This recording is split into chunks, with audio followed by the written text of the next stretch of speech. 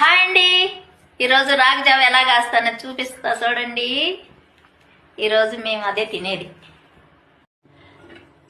చూడండి అండి, వేడి వేడిగా నీళ్లు కాసుకొని రాగి పిండి కొంచెం నీళ్ళల్లో కలుపుకొని బాగా కట్ట ఉడకాల. చూడండి,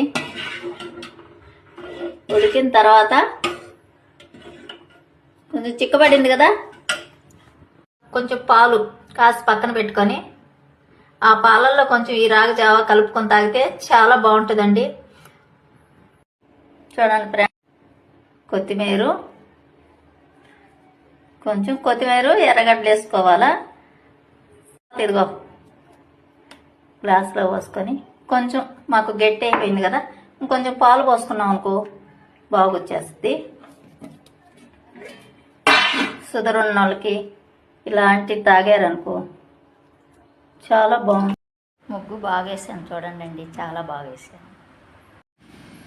చూడండి అండి, ఇది మాకు రాగి జావ ఇంక తినేసేదే పని. ఇప్పుడు రాగి జావ తాగుతున్నాను చూడొచ్చు. అక్షిత, ఏం తింటున్నావు? హాయ్ అండి. ఈరోజు మా అక్షి మీకేదో చెప్పాలంటుంది. అక్షి చెప్పు. చెప్పలేవా? దగ్గు అంట, జ్వరం అంట, మీరుగాడంట, మీ పిల్లలకంట ఐస్ క్రీమ్ అయి పెట్టద్దని చెప్తుంది. ఆ మాత్రం పుల్లుగా తినేసి. ఏం అక్షి, ఐస్ క్రీమ్ తినాలనా? ఫ్రెండ్స్ చెప్పు, ఐస్ క్రీమ్ తినకూడదు ఫ్రెండ్స్. అబ్బో, మా అక్షికి పుల్లు జ్వరం వచ్చిందండి. తీసుకెళ్ళాను హాస్పిటల్కి. వెళ్దామా? చెప్పు ఫ్రెండ్స్కి.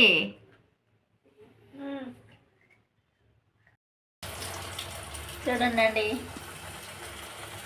వంకాయ బజ్జీ లాగలేదు, వడున్నట్టే ఉంది. అలాగ అనుకోకండి, అలాగ తినాలి కదా.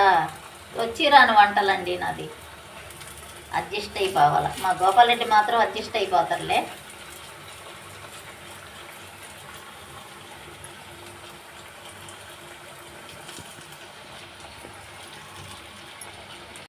మా ఇంట్లో కొంచెం అన్నం వండుకొని అబ్బో తల బల జిలబడుతుంది. వంట చేసుకొని తినేసేయాలా. మీలో రాగి జావ అంటే ఎంతమందికి ఇష్టమో కామెంట్లో పెట్టండి ఫ్రెండ్స్. ఓకేనా? అందరూ భోజనం చేయండి. అయిపోయినాయి మా బజ్జీలు, వంకాయ బజ్జీ.